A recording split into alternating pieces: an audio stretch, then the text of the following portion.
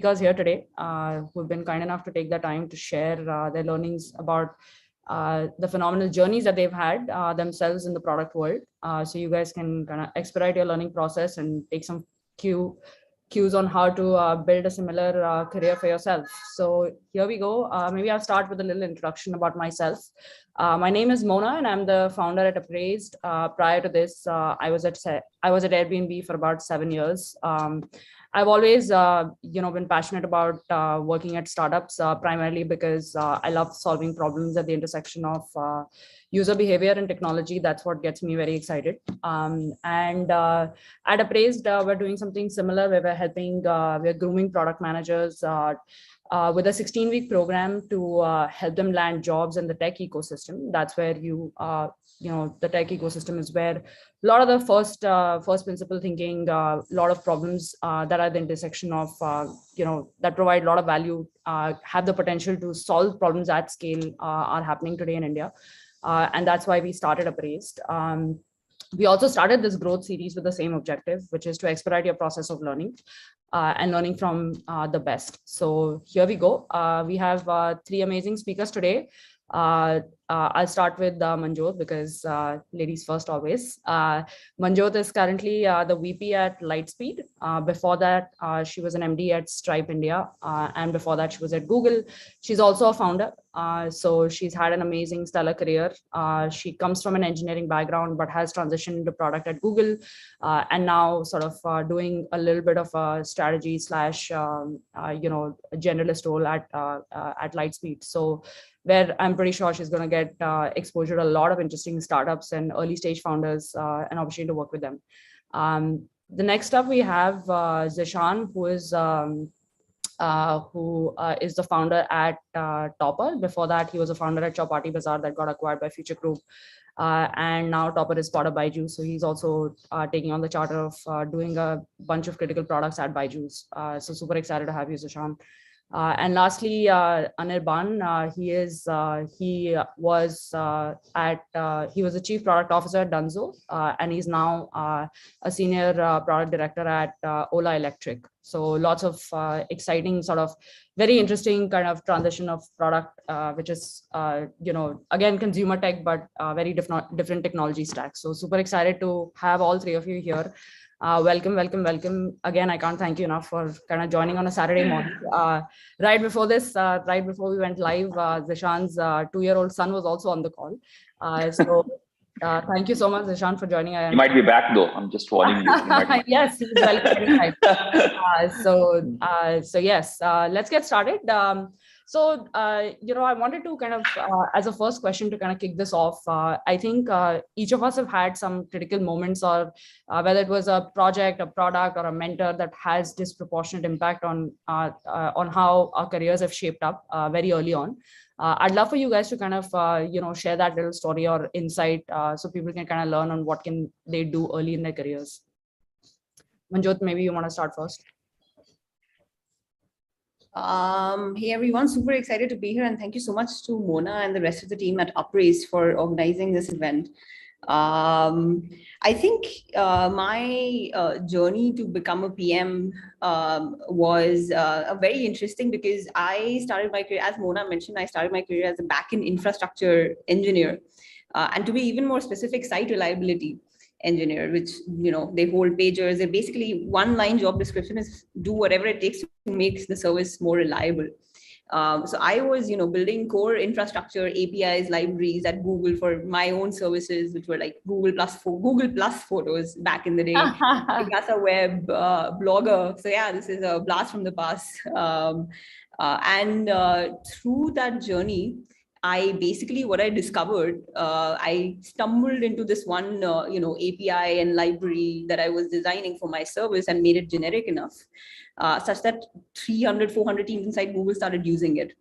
During that journey, I basically understood lots of things around, okay, how do you design something that lots of people end up using? How do you prioritize the different use cases? There are many competing things happening. There are so many, different stakeholders that you have to manage. And again, there was no structure around this because I was still executing as an individual engineer. During those early years, of my career, what really helped, hone in on this skill, which honestly, I did not have a word for. I did not know I was acting like a product manager. And I think I'll summarize this as, if you know you want to become a PM, start doing the job without being one. This has been true from my career transition from an engineer to a PM. And this has been true from my career transition from product manager to a VC. So basically, this is the sort of journey that I think you'll naturally, like what you do on your weekends or in your free time as an extra added bonus. That is how I think about, okay, this is probably what I should be just doing next. Yeah, that's actually very true. As you were saying it, I was reflecting on my own journey. Actually, for me, transition at Airbnb into product happened just like that. I was just an engineer who was doing a lot of things on the growth side, and then they were like, "Oh, you're actually already doing product stuff. Why don't you just transition into that role?"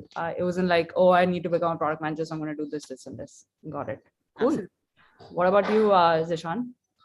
So I started my startup journey in 2008, and when I joined Kashyap to start Chowpatty, I was actually driving sales. So for the first 6, 8, 12 months, I was, doing business dev, sales, etc.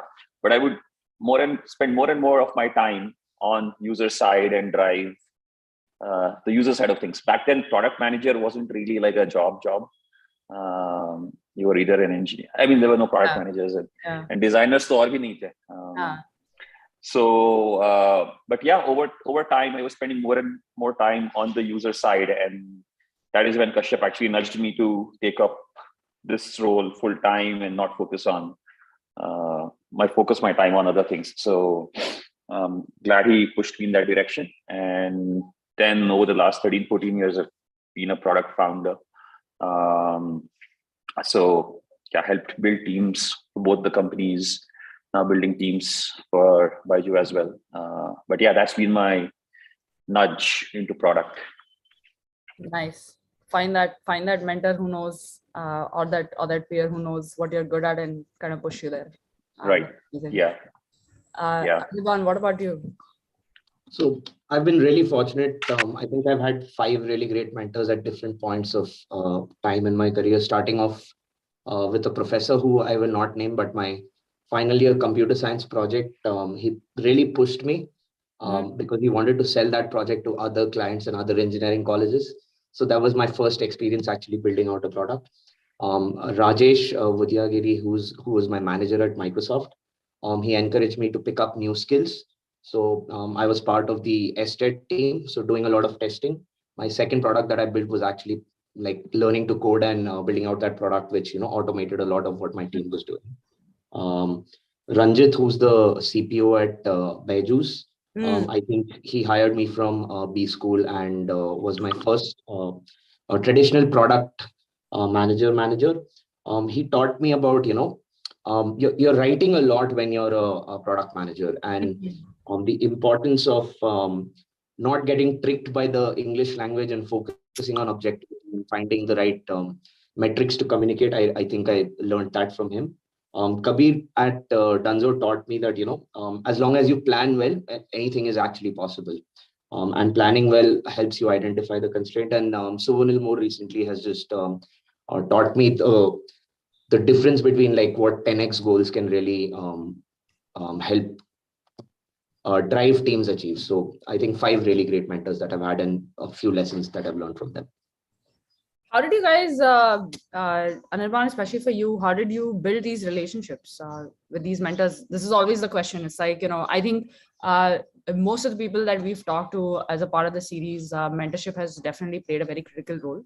And people have heard this, people younger, starting out their careers tend to at least have awareness that mentorship is important, but they tend to struggle a little bit in terms of how do you find that mentor where you can build this relationship, not just as a one-off conversation on LinkedIn or just one call, but a longer term duration where somebody will actually champion you and guide you in the right direction and nudge you in that direction. How do you build these relationships? Was that for Anirban? For all of you guys. Okay. Yeah. So actually, at least for the people around me, I've seen that mentors have usually come from within companies. Unfortunately, we don't have enough opportunities and avenues for finding good mentors outside of companies. So people, and a lot of product is actually learned by observing people around you, because there's no classical product management semesters at college, right? Like, Right. or courses. And a lot of it is learned by observing great people around you. And unfortunately, that is limited to people within your company. I wish this was different, but yeah, I don't know. That's Yeah. Have you sort of, I guess Kashyap is still your mentor because you built that relationship back then and you had that kind of continued sort of engagement over a period of time as you went through different roles. Yeah. Yes. But I've also been lucky to learn from people who I hired, right? Like after a while. So the first PM I hired is with me even now, right? So he's worked with me 11 years. Wow. He's much more skilled than me now. So I learned from him. So, but I've had that chance of having very long-term product partners, right? So maybe I'm their manager, but they are also my partner in product team.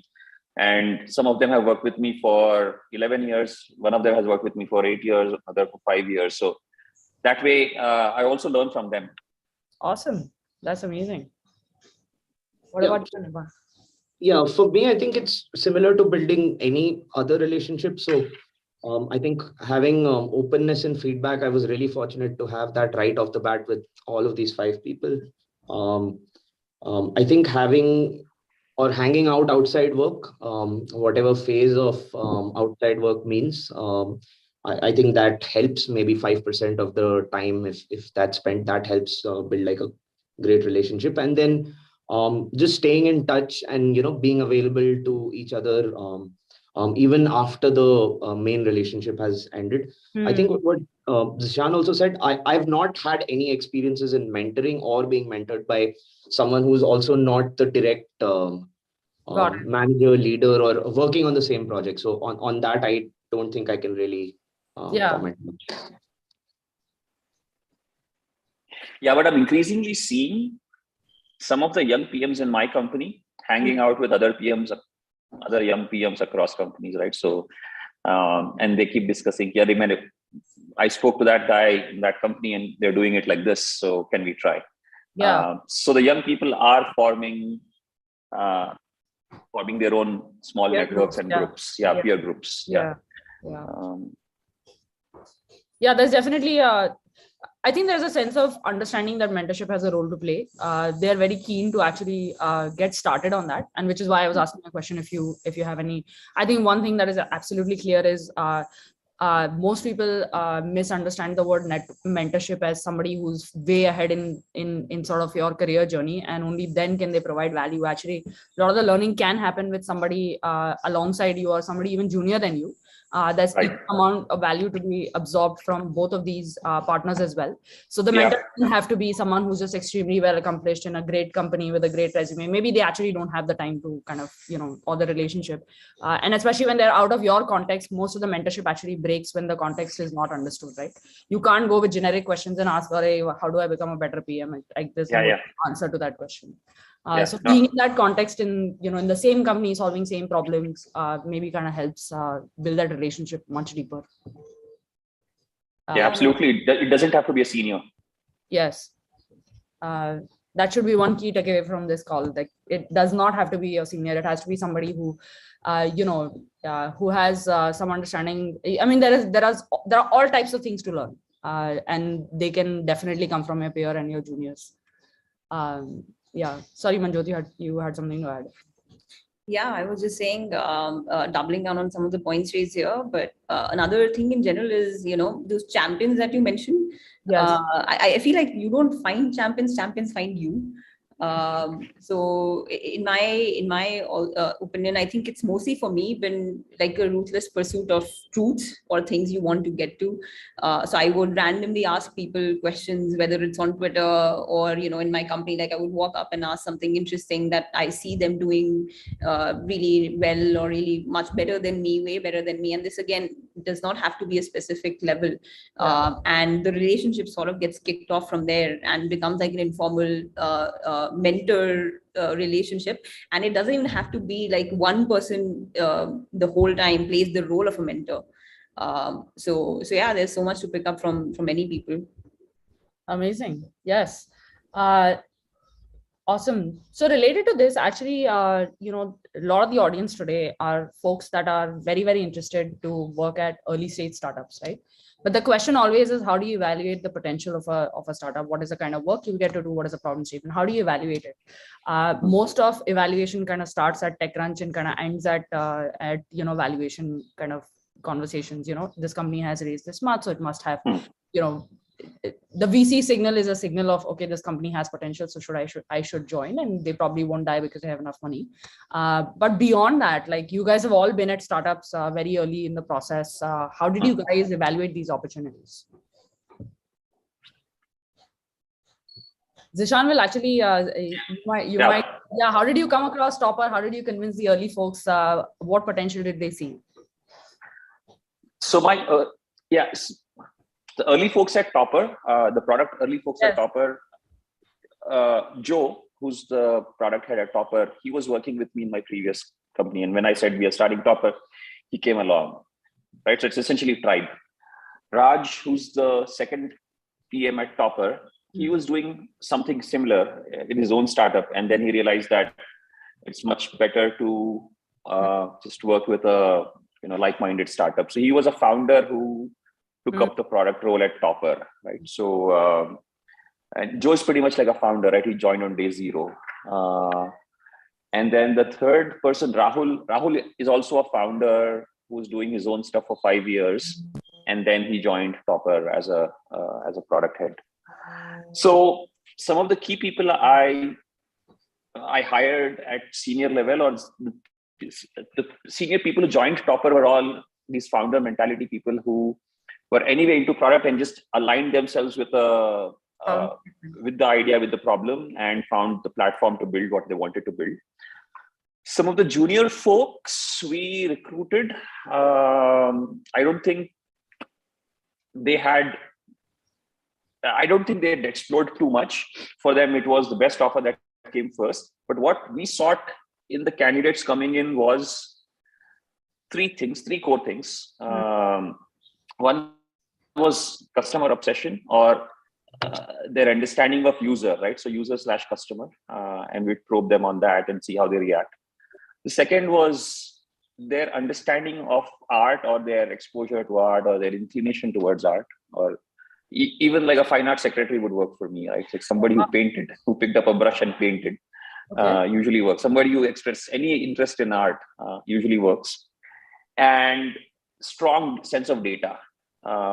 So these three were key for me. It's like user empathy or customer obsession, understanding of art, aesthetics and color and visuals, and very strong sense of data. So it's a fine balance between your right brain and your left brain. Other than these three things, two other things were required, but that was required for many other roles.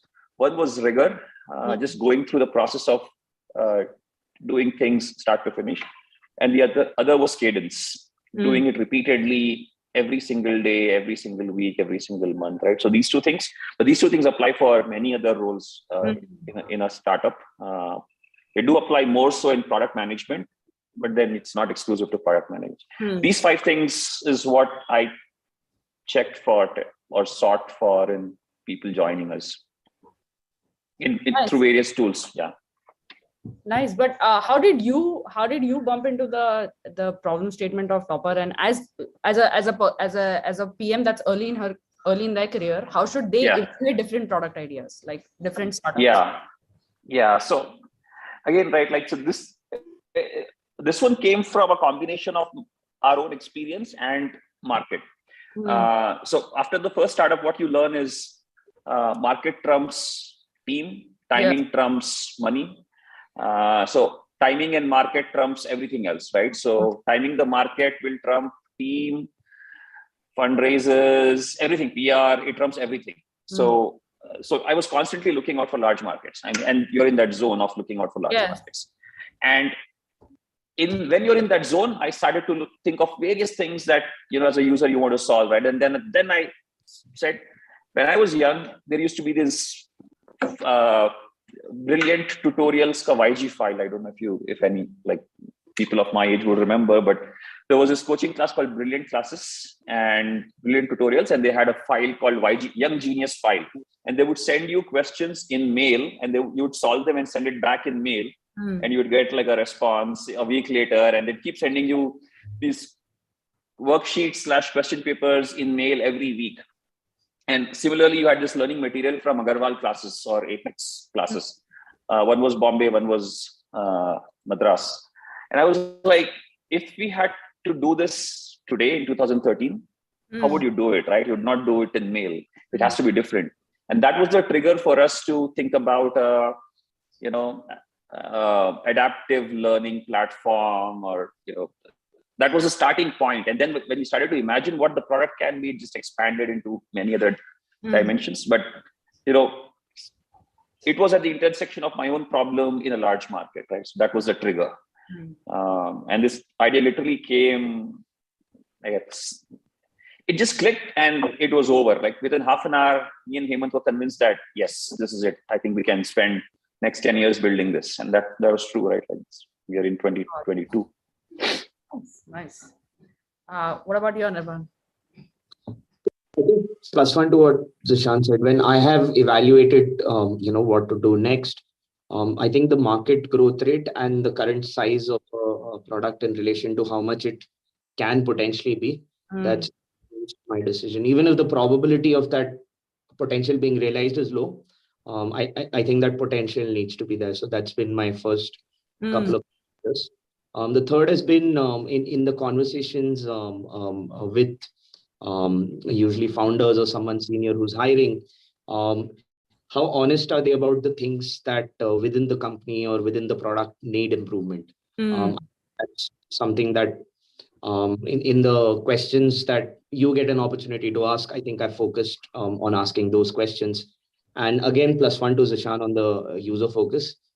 If that keeps coming out, for example, if they're talking about their product and they're focusing too much on the solution, that's usually a red flag for me, because it's somewhat some distance away from the user as compared to talking about other problems that the users might have. So yeah, those would be my parameters currently.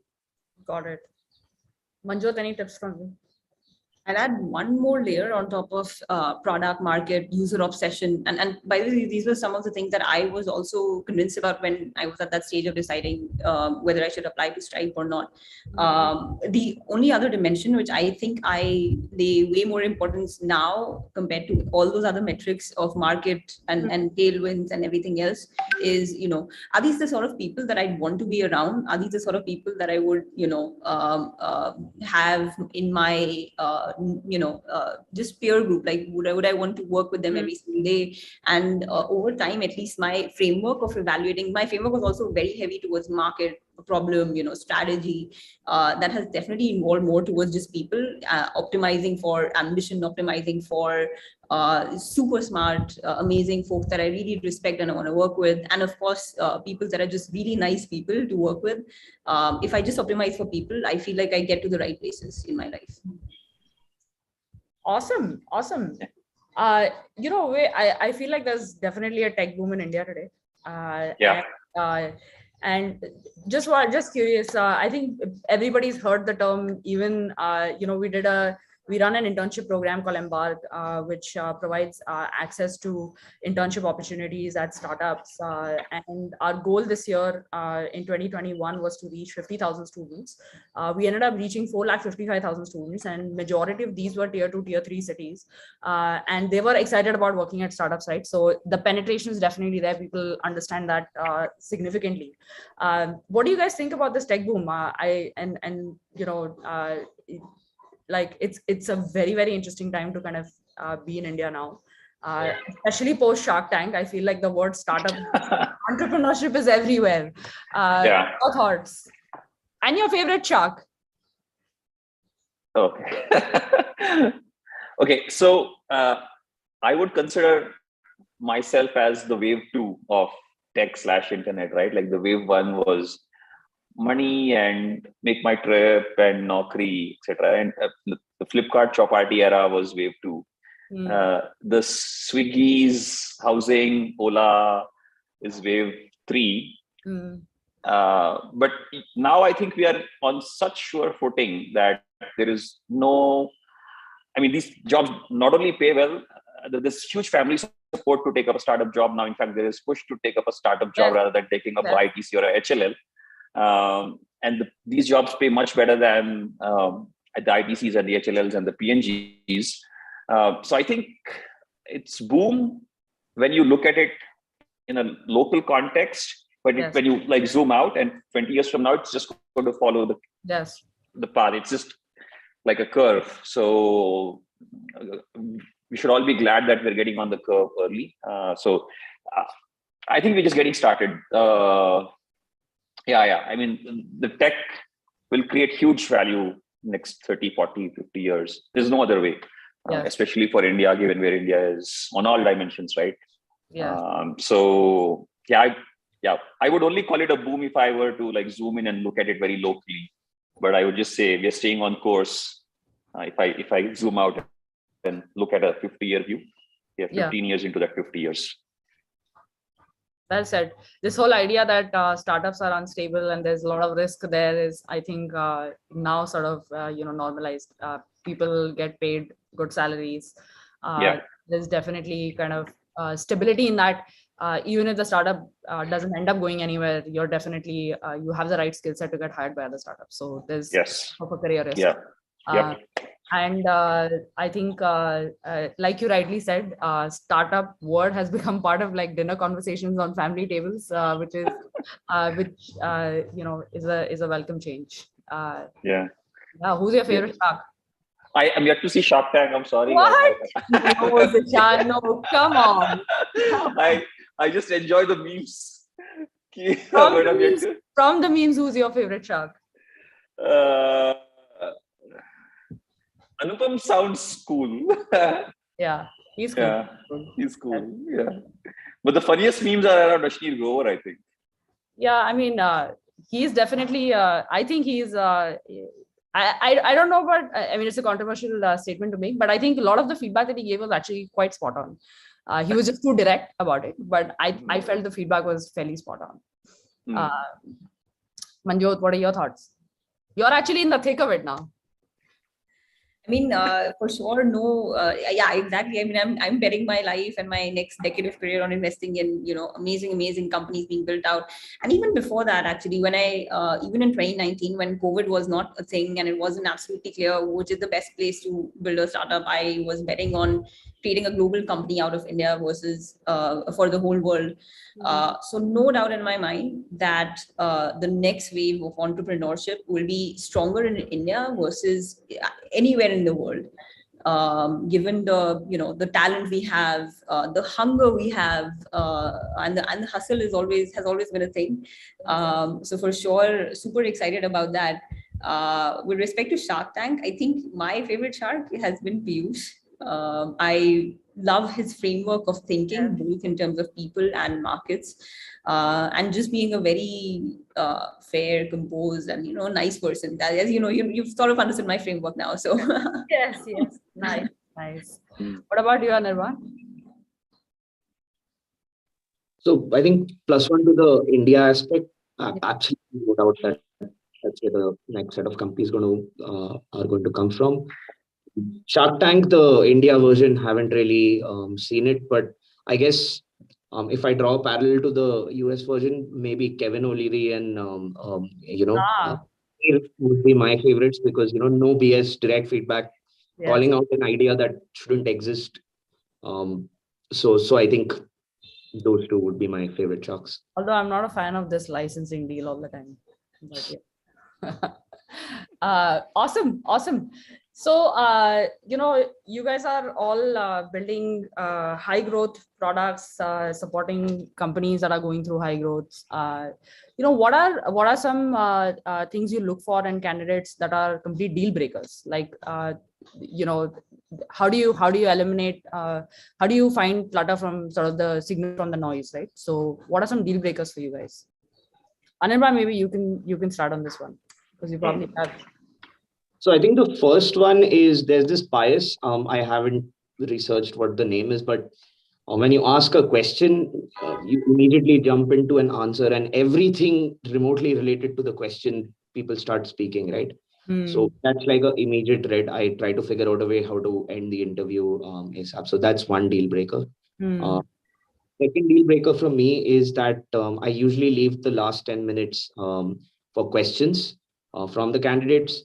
So like asking really questions that they could Google, asking those during the last 10 minutes of interview shows a lack of preparation, and B, also perhaps my closest proxy to curiosity.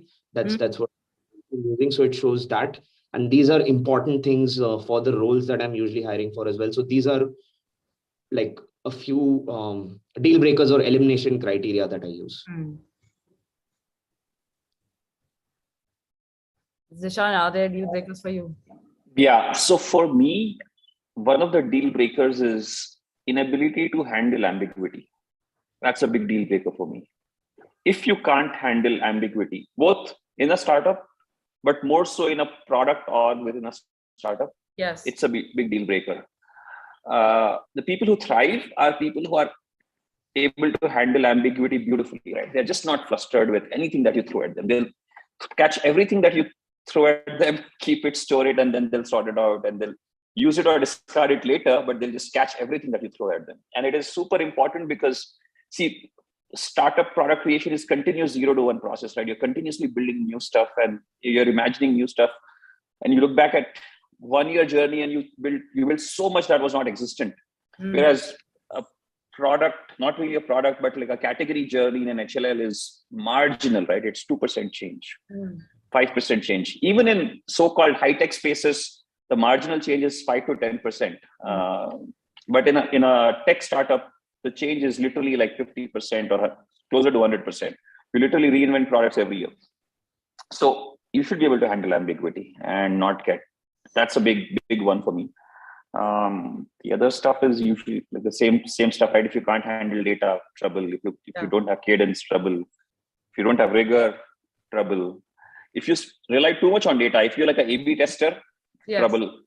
If you don't have gut, trouble. But if you're like complete gut-based, what do you call, like a cowboy?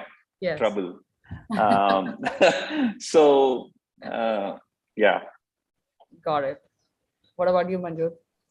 And plus 10 on all the principles that Zishan said. In fact, one of those principles, the corollary to ambiguity is high agency. This is something that I learned during my time at Stripe. And I think, I know Stripe is a large company, but India definitely operated like a startup. So high agency is basically, being able to move around fluidly, quickly, get learnings and just get to the truth.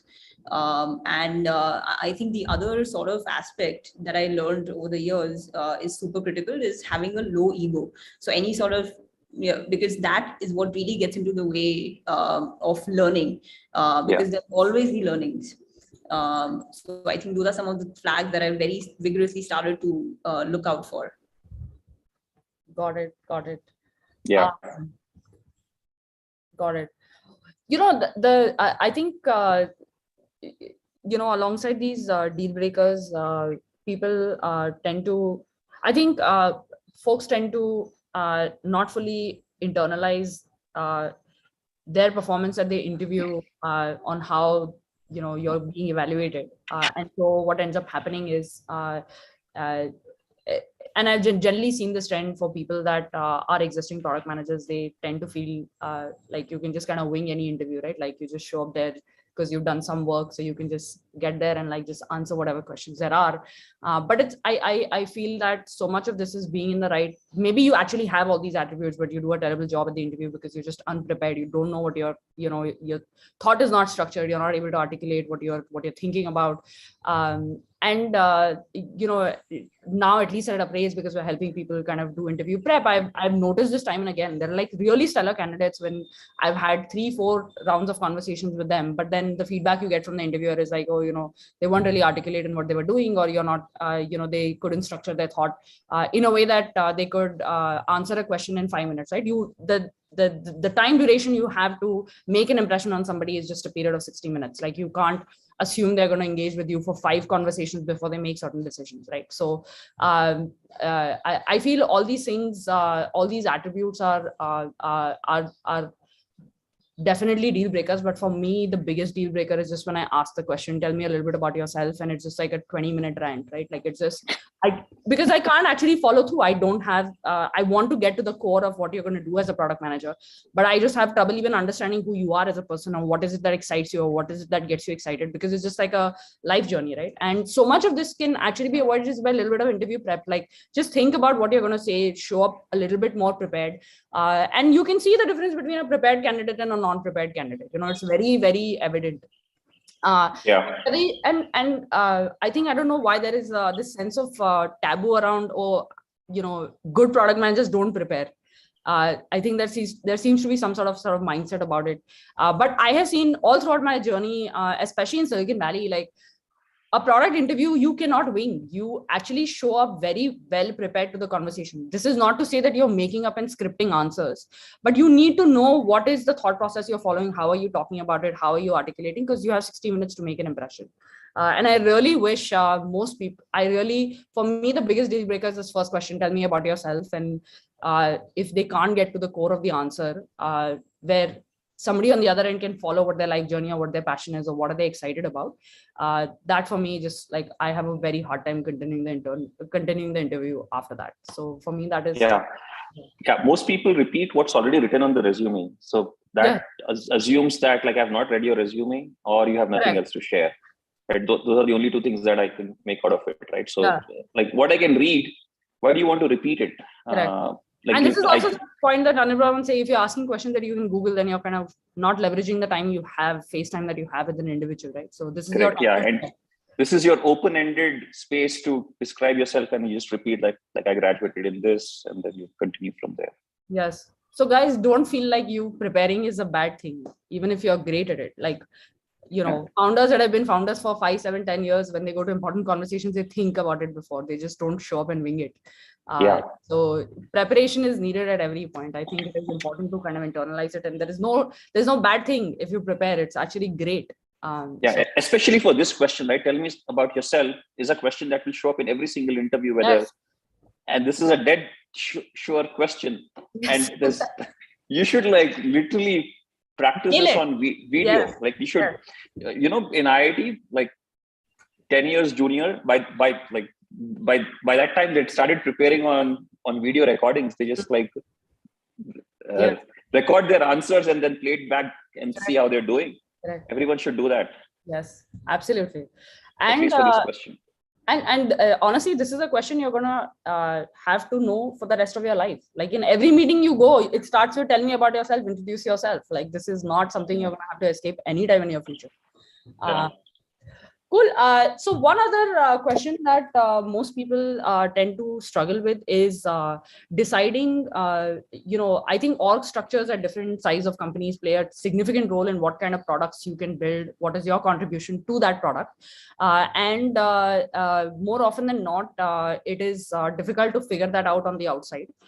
So I wanted to kind of, if you have pro tips on how to figure that out as a person who's evaluating different companies, that would be, because I think that actually, it's fun to know that company is doing well.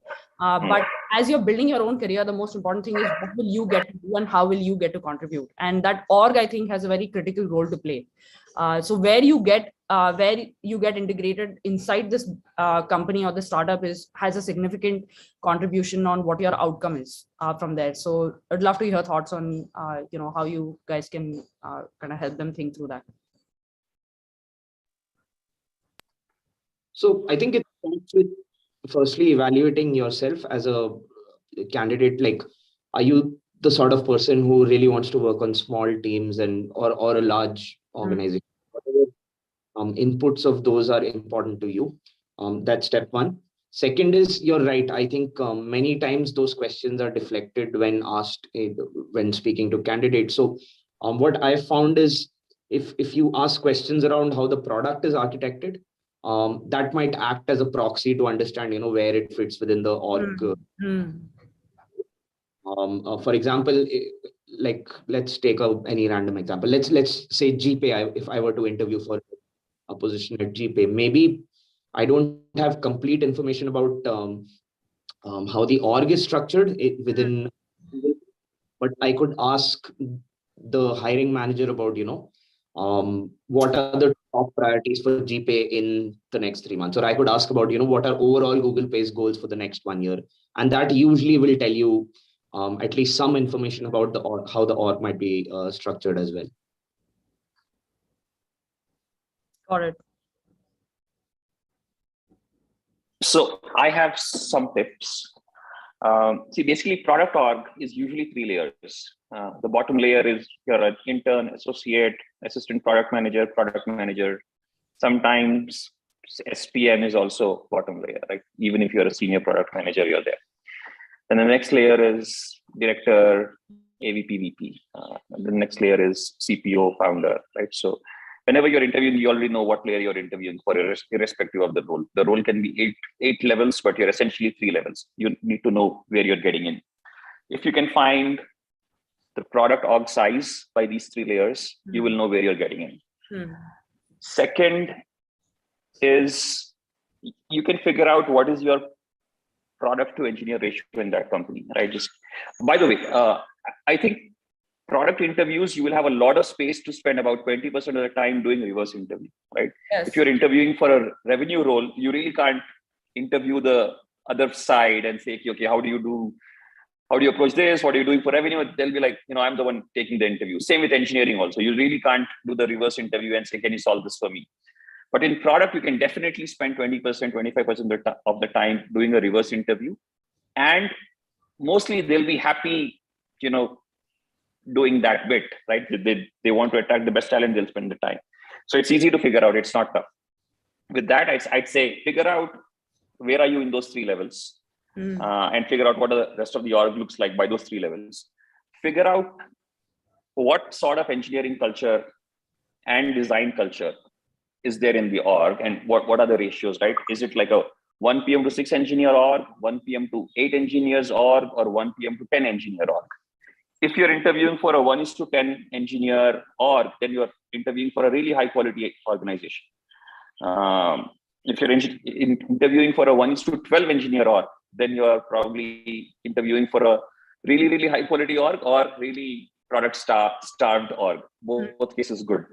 And then also figure out who drives product decisions. Is it like a founder level person, or is it CPO? If yes, how long has this person been there? Like, is it like a high churn seat, or did this person build the org/product for 4, 5, 6 years, right? That information is sufficient, right? So how many engineers you have, what is the ratio? What are the levels? Where do I fit in those levels? How many people are there at each level? Who's driving this? How long has he or she been driving it? Is there churn there? Is it a founder? If yes, then you're sorted, right? So this information is good for you to figure out what kind of org you're going to join. It might be tough in your very first product role, getting all this info out. But if you are moving from the first product role to second product role, and if you're not doing this, then essentially you're shortchanging yourself. Absolutely. Go ahead, Manjot, you had something to say. Yeah, no, I think +1 to what all the things that Zishan said, I think that's an amazing framework to evaluate like a larger product, but as a good PM, I just had one layer on top. What is the objective? If the objective is more to join a larger org, that would be the sort of questions that I would also ask, and just general decision making. how decision making works, because that is what will affect your day-to-day life as a PM. But if the objective is to work at a startup, then I think my thought process would be: am I actually building the product that really matters, is core to the company? Am I close to the founders? Am I close to the genesis of strategy? That would be the sort of other things I'd add. Got it. So you guys have all kind of transitioned from startups to these companies then becoming unicorn, right? Have any hiring practices changed once you guys became very large? Like, so if somebody who's applying for, let's say, Toppr in 2015 versus Toppr now in 2022, has either your criteria or what you look for or the candidates that would make it to that changed? Only the comp criteria has relaxed. I mean, we can pay more now. Fantastic. But honestly, actually, I want to make a tangential point here. Yes. It's important that a PM loves their work. There has to be real love, like how you love your dog, that kind, or like how you love it has to be like real love. If you are only there because, oh, this is a great opportunity, or the learning is great here, or the money is great here, or this is a rocket ship, or my ESOPs are doubling, you'll stay there for 2 years. And 2 years is not sufficient time to build stuff. You'll learn and you'll make money, you'll get ESOPs, 50% vested, all that. But you're just a participant in that building process. You're not really the builder. For you to build stuff, you have to stay long-term. For you to stay long-term, you have to love. You have to fall in love. And once you fall in love, then everything else doesn't matter. So I have people who are at 50%, even 40% of market salary, or what they would get in market, right? They get 2.5 times of what they make at Toppr, but they don't want to quit because they're building a product and they're obsessed with it. And they're happy because, and they'll make money at the end of it because ESOPs will cover everything else, right? Like, yes. Salary se to paise bante nahi bahut zyada. So they will make up, they will financially make it up eventually, because see, nothing beats a 5-year, 6-year journey in terms of what you accumulate in ESOPs, right? And your first ESOP grant is actually nothing. Your real ESOPs grant come in year 3, 4, 5, and they'll total to like 5-6 times your first grant. So what people keep doing is people keep comparing, acha abhi main salary job change kar raha hu, this is a 20% hike and here's the ESOP. Both those numbers are meaningless. But it's important to fall in love with what you build and stay there. So like even young people who join us from college are 4 years, 5 years into their jobs, right? So it's their first job, and it is startling that, you have a campus recruit 4 years into your career, you're still at the same firm. And that will only come if you start loving what you do and only do what you like really love. वो थोड़ा underrated है, ये समझाना भी बड़ा मुश्किल है. It sounds very, बाबा जी ज्ञान की अरे क्या. But once you experience it, now the other things looks very silly, right? ये क्या, you come back with a new job offer every 6 months. Well said. Absolutely, it takes a while for you to actually, as they say, there's a compounding value over your long term. Compounding. This is actually truly compounding, right? When you stay truly compound, yeah. So, and then people. A few days ago, I made this tweet about why someone like Parag Agarwal or someone like Satya Nadella or folks have risen to the top. These are such phenomenal stories. But what is underrated is the consistency and the persistence. They've been at the firm. Firstly, these firms are like 30, 40 years old, and they've been at that firm for like 30, 40% of their entire lifetime. So it was 12, 13, 15 years of being there before they became CEOs. It wasn't like somebody was just hired from outside and just suddenly now like, oh my God, this is such a phenomenal story. Overnight success. So you were saying comp is better. You can hire talent and pay them better than you did before. Manjot, anything you saw change between Stripe India versus Stripe globally? Because Stripe India was more like a startup and Stripe globally was definitely way past unicorn status. I think one big change that happens is stakeholder management just explodes. Yeah. At a younger stage, you're more focused on just actually this was the sell that a product manager in Stripe had in way back in 2018 is when they first tried to hire me, but I was sure that I wanted to come back to India and start up. But that was the thing that, hey, you're probably bored at Google, too much stakeholder management, communication, just come build product and that's it. I should have listened. No, I'm kidding. But yeah, I think the amount of communication and things that you have to do internally really exponentially rises with the number of people. Yeah. I definitely felt that at Airbnb when I joined. It was just like sit across the table, make a decision. Then it's like went from that to weekly review, then went to like quarterly review. Then there's like a year plan and an AOP. But I think it's a good learning experience. Like moving things at scale is just fascinating to watch. Like it's just amazing. Anirban, thoughts? So I think three things that kind of changed for me as I was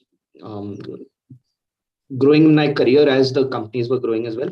I think the amount of inbound started to go up. The outbounds became very, very selective that, okay, this role for this particular position, we only need to, but it was the inbounds which started to happen. But this is probably an effect of other things. I think the need for written communication and evaluating that, I think that tends to the scale of the company goes. And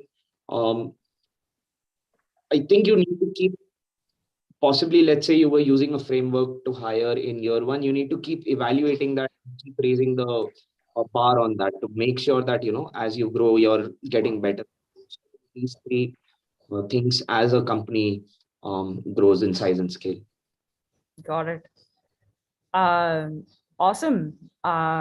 We have. Are we doing questions? Yes, we are. So, guys, if you have questions, you can start typing in chat. In the meantime, since actually a lot of the folks that have joined are some of the best product talent in India. Imagine you had to make a pitch to for them to join your company. What would that pitch be in 2 lines?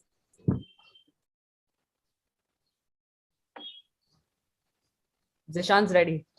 No, I'm not ready. But yeah, so no, come discover if you love your work here.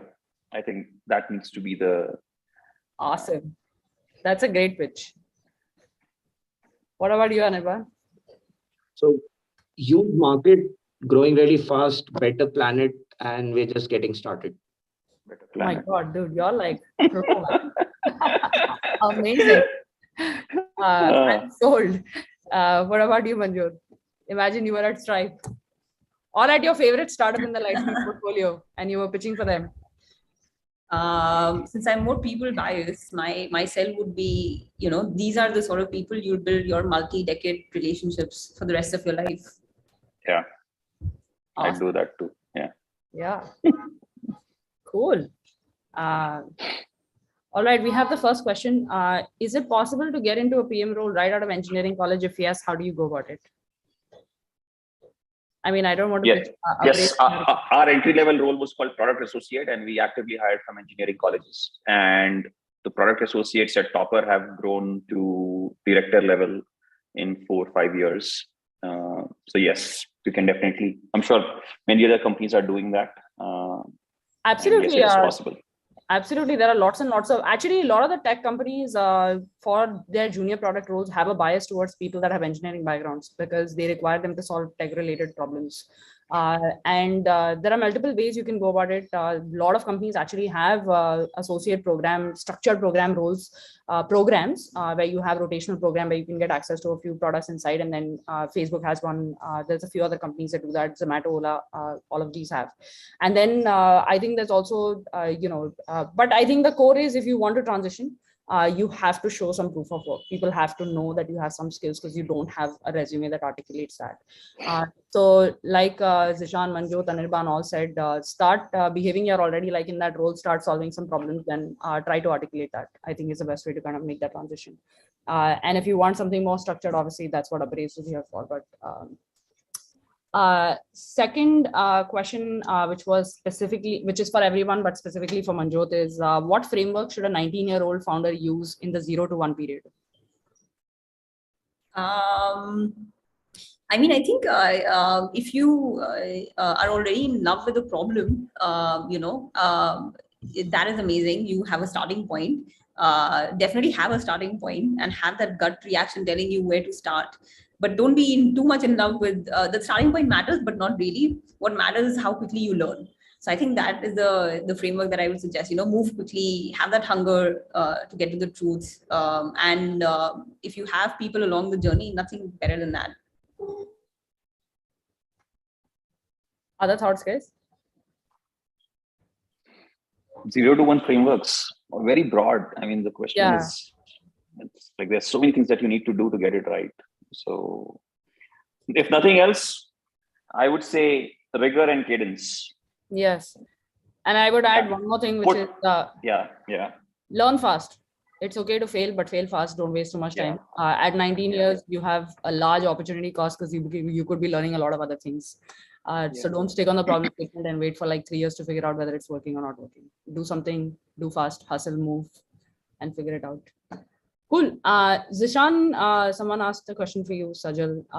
You mentioned the PM should have love for products they're building. How do you judge a new hire if they fit this criteria or not? It's not for the team to judge whether you love the product or not. You need to find a space where you love it, and then you need to grow into it. Right? That's when you're building the best. I'm not saying find people who love the product. I can't discover your love on day 0, right? But eventually you need to gravitate towards stuff that you love building and stay there. My point was the other way around, right? People need to love what they build. Yes. What hard skills do you look for in an APM if they are a fresher? I look for data skills. I look for demonstration of rigor and cadence in their previous things, right? So like a consistent CPI is rigor and cadence for me. Doing something like a tech fest and doing it for 3 years, getting to the top in your whatever college fest, doing repeated stuff and doing it well is a proof of rigor and cadence for me. Data easily measurable. Art will come out in conversation, but those are the skills I look for. Got it. And anyone thoughts on this? But also communication and specifically precision in communication. That's one additional thing that I look for. Got it. Yeah. Do marks and academics actually matter? 100%. They do? I'd love to hear every others' thoughts on this. In what way do they matter? Articulate. So I don't care what you learned because like some chemical engineer is not going to apply chemical engineering. What I do care is if you were there in college for 8 semesters and that was your job, if you did that job well every single semester, then I know that you're a certain type who will put in that effort to get it done and will do it with excellence. Somebody who said, I stopped caring about my CPI because I was not really interested in chemical engineering is very short-sighted. You're not there for chemical engineering. You're there for completing college. So I'm sure everyone figures out that these courses may or may not matter. So structural mechanics 1, 2, 3 don't matter. I forgot everything. But what I know that every semester I used to like score a 8 or 9 in structural mechanics 1, 2, 3, even though I knew that by the time I got to structural mechanics 3, I'd forgotten structural mechanics 1. But like when I was doing structural mechanics 1, I was able to learn, absorb, and apply myself. And that's what CPI is to me. It's a process of learning, absorbing, and applying what I learned in that context. So I know that you will be able to learn and absorb. So it's just a demonstration of your ability to learn, your rigor, your cadence.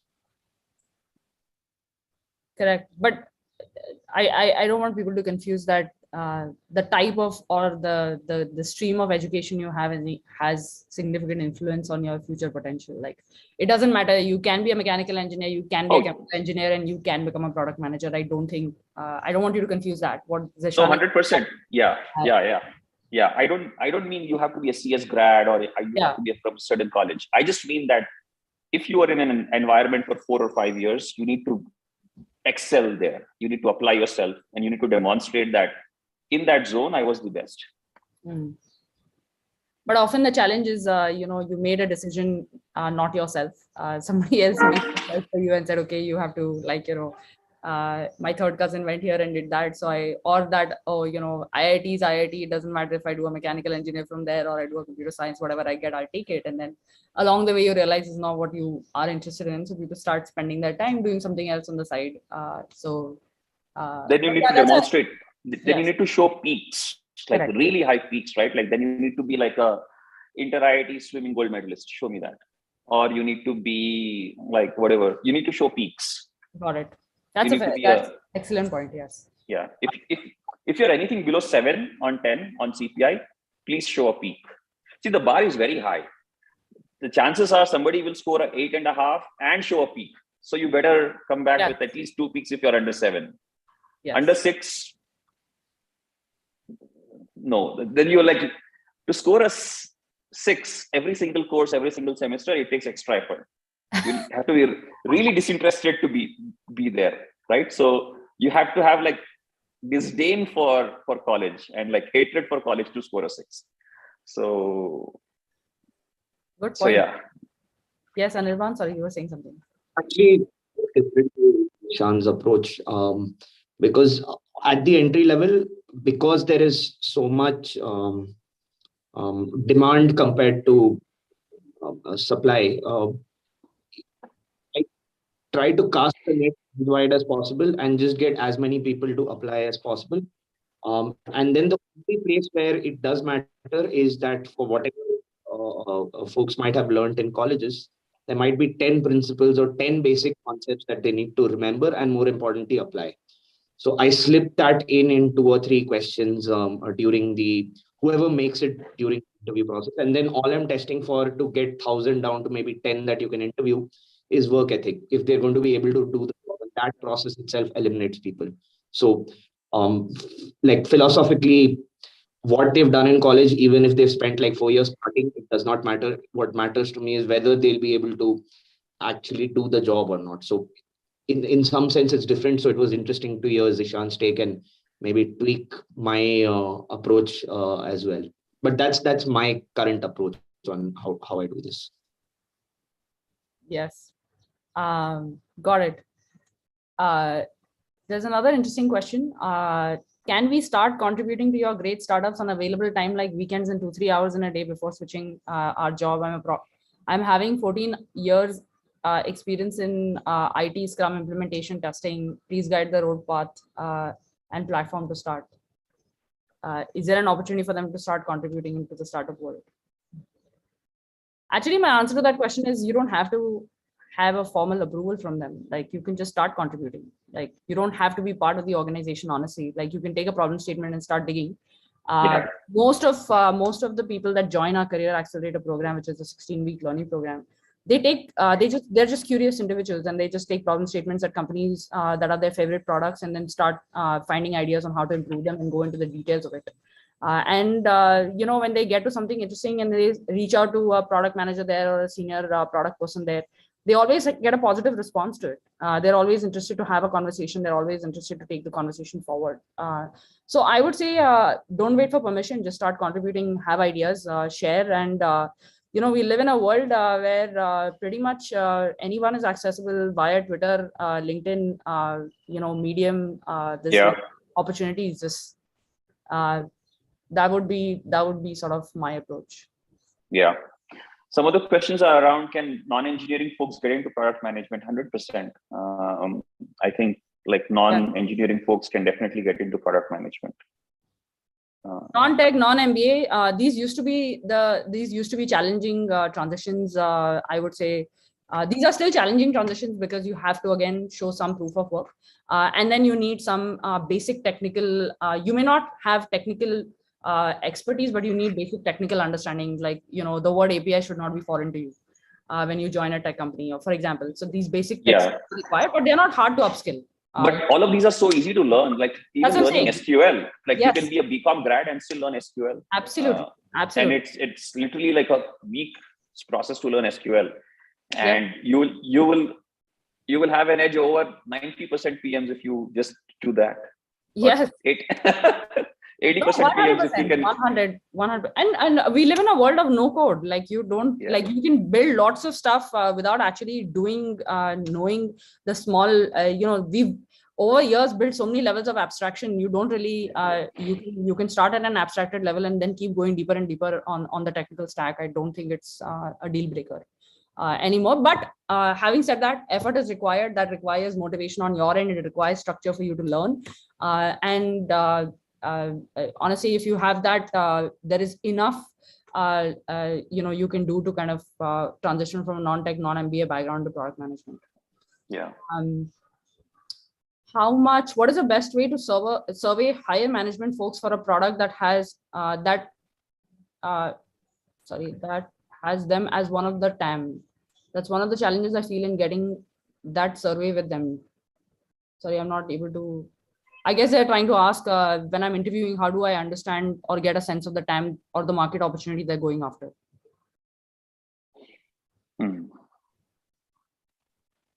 Just ask.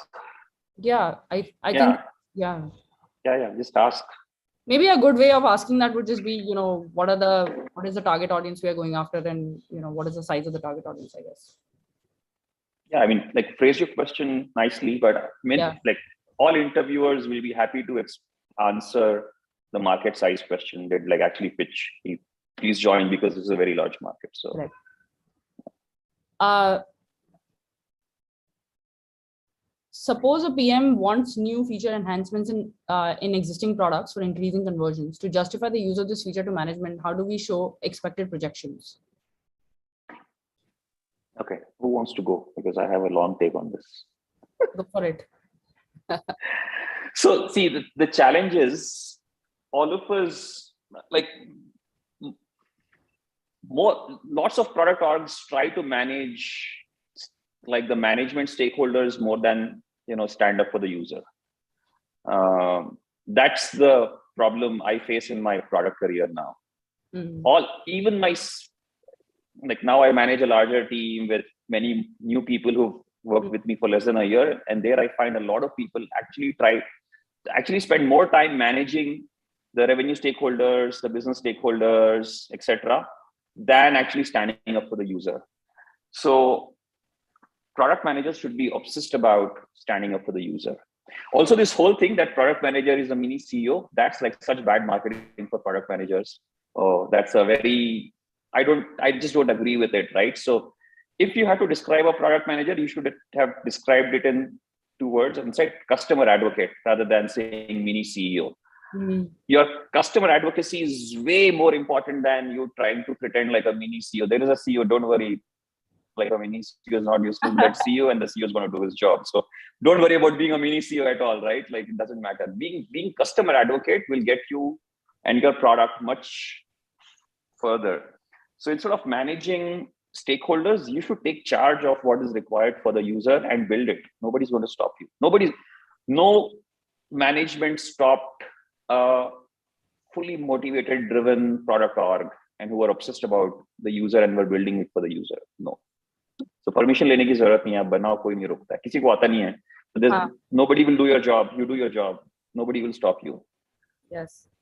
Very similar to Zishan, I think. To convince higher management is what problem are you solving? Why should users care about this solution as opposed to what the status quo is? And then you say that here's my best guess on how much conversion impact that it's going to have. This sometimes conversations where if I'm going to move conversion by 200, and conversion is one of those metrics where it's a user choice, right? You can do what you want, but you can never be deterministically sure that okay, that's how much impact it's going to have. So approach. How many hours you guys work every day? Okay. Anirban, how many hours do you work every day? Yeah, right now, it's about 13, 14 hours a day. When I was young, I worked 12 to 14 hours every day. Till about 2 years ago, I was doing 12 hours every day. Now I do much less. I don't want to disclose how less, but I do less now, but like more focused because I have a broader team. But when you're young, whether the company asks for it or not, if you work hard, party hard, but like don't cut down on work. Don't say 8 घंटे काम करना है. Company 8 घंटे काम करवा रही है तो आप कर लो, but और 4 घंटे like spend time learning. So I wouldn't shy away from working 10, 12 hours on the lower side. Yes. And I think it always shows in very interesting ways. It shows in extra perspective you have, it shows in your hustle, it shows in your attitude, it shows in the respect you get from the team, it shows in the responsibility the team wants to give you. It shows everything. So diversify your interests. Be diverse in your interests. Know about everything, right? It shows it builds in your aesthetic, it builds in your ability to build, it builds in your data. Like learn about shoes, learn about watches, learn about cars. All these are great products, right? And these are products that are built over like centuries, right? So the watch that is coming out today or the car that is coming out today has tech that has a 100-year foundation. So they're building on top of that. Nobody's building from scratch and isolation in vacuum, right? So have interest in all these things. It will show in your stuff. Your stuff will become more beautiful. Your stuff will become more evocative. Your stuff will become more robust. So have diverse interests. That helps for a product manager. Awesome. I think there's I think most of the questions are around the same sort of area. There's one last. How should people who don't have pedigree build a network and find place at amazing companies? And how many hours do you guys do deep work every day? So about 40% the answer to the second question. And I think you already answered that part of the question. Just assume you're in the role and start doing the work. Yes. Yes. In customer feedback, it could be creating like wireframes for things that you could be improved in the product. You could actually go ahead and do that and post it on LinkedIn in today's day and age. And maybe that's what you could do. Yeah, I would actively reach out to people if there were some things that I saw that I loved and something that I felt I could improve. Talk to people. As I said, just get started with the work. I just want to add one point, which is I think there should be authenticity in your effort. If you're just reaching out for vanity, which is I just want to be connected to 50 founders on LinkedIn or 50 product leaders. I think in today's day and age, everyone can see through that. If you're genuinely contributing somewhere, people are actually more than willing to include you in larger conversations, meet with you. One of the most fulfilling things for me is when somebody reaches out and if you share feedback, they actually act on it. I'm more invested in helping you than me just giving feedback and you doing nothing about it, right? So people value their time, and so should you. Awesome. There was one last question. What answer do you expect when someone asks why PM? And that will be the last question for the day. I think we're way over time now. I think Zishan's already said love, love, love. Love is what he's looking for. Love your product. And that gets you at least a foot in the door. That's a great start. So there was one question around pedigree. Yes. See, not coming from a elite college is an excuse only for the first 4 years of your career. Not getting the right opportunities because you did not come from the best or like the elite college is okay. The world was unfair to you for the first 4 years. After that, it's all on you. Max 6 years, but beyond that, it's all on you. So let's not hold it forever. People are smashing everything. They're doing amazing stuff, no matter which colleges they came from. So let's not worry about pedigree. I understand first 3-4 years, you get like breaks because people are also looking for signal. It's easier for other people to look for signal in, college degrees. Is all right for the first 4-5 years out of college. Yeah, back awesome. To you. Any other closing thoughts, guys? Yeah, I'm looking for clarity. Whatever the person's reasons are they at least clear, or is it just a collection of every word about PM that you can read? Yes. Can they, for me again, the question is very much like, tell me about yourself. Can they actually get to the core of why they want to be a PM? If like Anirban said, if the answer includes every buzz term, but doesn't actually convey much, it's genuinely a big red flag for me, because it just, communication and articulation in that communication is such a core job of a product manager, especially because they have so many stakeholders that are not in product. They come from, their business holders, there's designers, there's engineers, they all speak different languages. And if you don't know who your audience is, you can't articulate what you want to get built or what your thoughts are. I think for me, that's a massively red flag. Awesome. Thank you so much, guys. Thank you for joining. We are 15 minutes over. Really appreciate you guys taking time on a Saturday and joining us. I hope this was useful for a lot of you guys. If you guys like what we're doing, definitely join our next session, where we're going to talk about a little bit more about in detail on how to kind of think about building your career. The panel is going to be folks that are 5, 6, 7 years into product management. So sort of more granular details on how to get started and build one step at a time. It's on 26 March. The link is here. You guys can join there. But thank you so much. Really, really, really fun session. Thanks, Manjo. Thank you, guys. Thanks, Anit. Thank you so much. Thank you. Yeah. Good weekend, everyone. Bye.